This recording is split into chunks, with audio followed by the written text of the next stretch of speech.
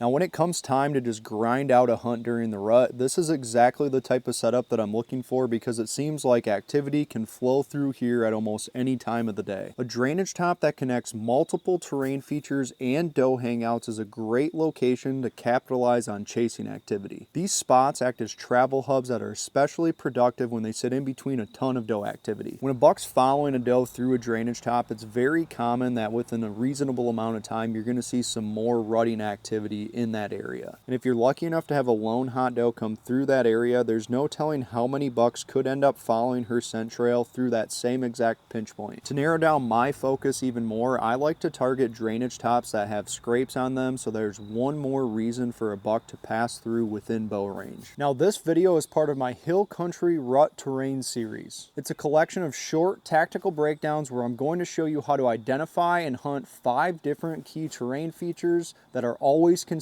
for rut activity. If you missed the first 2 videos of the series on saddles and ridge points, I'll go ahead and link those and the rest of the series in the description down below. But today we're going to shift our focus over to drainage tops. What exactly makes them such a great travel funnel? What separates a really good drainage top from just an average one? And how exactly I like to hunt these things during the rut. So let's dive in.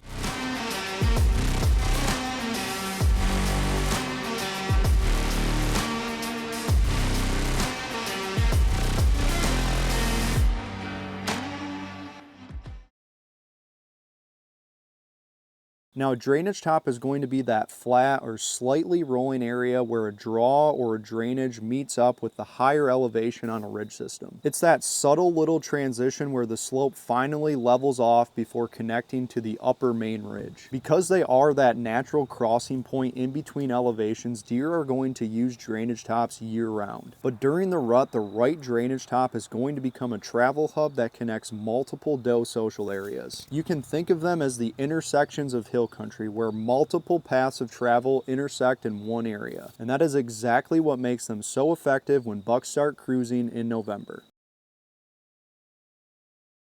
What exactly makes this drainage top so effective starts with what connects to it. Anytime that I'm e-scouting a drainage top, I don't just look at the feature itself. I have to zoom out a little bit and study how the terrain and the habitat feed into it. Here we've got multiple features, some nearby saddles, a ridge point, and some thicker habitat that all merges down into this one hub. Now that convergence alone is going to generate some deer movement on that drainage top, but the position of this one is what makes it really good during the rut. This drainage top is centrally located between reliable food and solid bedding that is outside of the surrounding terrain features, letting cruising bucks move efficiently between both of those areas. Now those steep edges that make up the drainage itself play a really big role in this too. They discourage deer from crossing below the top, which means most of the travel is going to happen right in front of where you're going to be hunting, giving you a predictable line of deer movement. And then there's the bonus, that large community style scrape that's sitting right at the top. Even though these scrapes might not be on fire in early November like they were towards the end of October,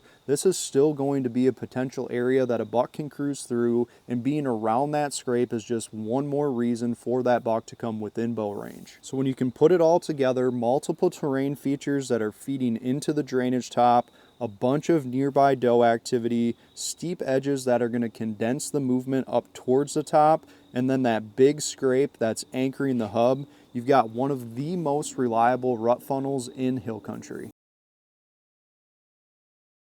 Now for me, every great drainage top setup starts with smart access. Those same steep edges that are going to limit deer movement are also going to allow you to slip into that stand undetected. They provide natural cover, both visual and sound, which allows you to slip right up them very quietly. I like to access up the drainage itself using those steep walls for my cover and then setting up right on the top. And when it's possible, I like to set up somewhere around that scrape so I have this focal point to target with my bow. And the reason why I like to set up right on the top, out on that edge, is for its biggest advantage, and that's the thermal pull. These steep drainages naturally pull air downhill, keeping your scent flowing away from the top and away from where you're anticipating the deer to travel. That gives you a very rare thermal advantage in hill country, country, and in a spot like this where deer can really come from any direction, that's huge. Now this is also one of my favorite setups to get a little bit more aggressive with the calling. Because you're surrounded by those steep edges and that converging terrain, it's very difficult for a buck to fully circle downwind of you when you're calling,